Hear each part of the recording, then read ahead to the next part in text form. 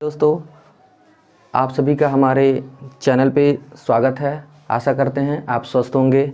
आज हम बहुत ही इंटरेस्टिंग टॉपिक पे चर्चा करने जा रहे हैं, जो है देश और राज्य में अंतर। आज हम जानेंगे देश और राज्य में क्या अंतर होता है, देश के लिए कौन कौन सी तत्वों का होना अनिवार्य है, राज्य के लिए कौन कौन से तत्वों का होना अनिवार्य होता है।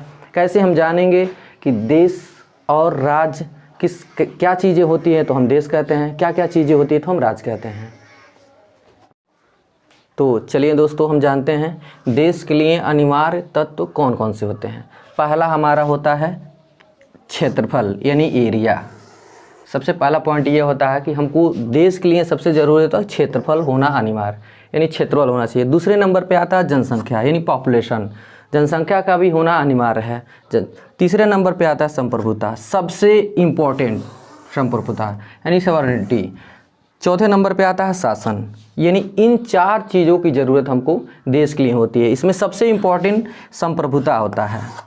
देश के लिए संप्रभुता सबसे अनिवार्य होती है, और ये संप्रभुता हमारे किसी भी देश की संप्रभुता, जैसे हमारे देश की संप्रभुता संसद के पास है, प्रेजेंट टाइम में संसद के पास है। हमारे देश की संप्रभुता संसद के पास है, और ये मतलब बहुत इम्पोर्टेंट है। अब संसद संप्रभुता क्या होता है? जब कोई देश बिना किसी के दबाव में आंतरिक और बाह्य निर्णय लेने के लिए स्वतंत्र होता है तो हम कहते हैं उस देश के पास संप्रभुता है। जैसे मान लीजिए हम आपको अपने देश में देखना है, अब मोदी जी को नोट बदलना था तो किसी की परमिशन नहीं लिए, बाहर में सर्जिकल स्ट्राइक करना था तो किसी के दबाव में नहीं आए तो हम कहते हैं कि हाँ, हमारे देश के पास संप्रभुता है। ये चार चीज़ें देश के अनिवार्य तत्व होते हैं। इन चार चीज़ों को होना देश के लिए अनिवार्य है, कि मतलब तभी हम कहेंगे जब ये चारों चीज़ें होंगी। अब इसके बाद हम देखेंगे राज्य के लिए कौन कौन से अनिवार्य तत्व होते हैं।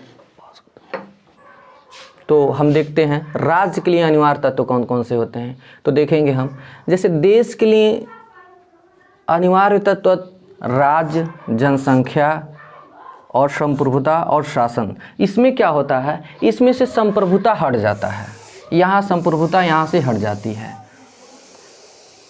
संप्रभुता यहाँ से हट जाता है। इसमें केवल तीन चीज़ों का होना अनिवार्य है।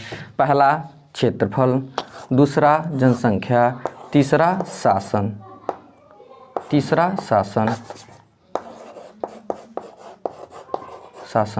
तो आइए हम देखते हैं, हम अपने राज्य को चेक करते हैं, क्या हमारा राज्य देश है या राज्य है। तो हम देखते हैं हमारे राज्य में क्षेत्रफल है, जनसंख्या है, शासन है। क्या संप्रभुता है? नहीं, संप्रभुता नहीं है, क्योंकि हमारा राज्य कुछ मोदी जी के बाहरी फैसलों को या आंतरिक फैसलों को नहीं रोक सकता।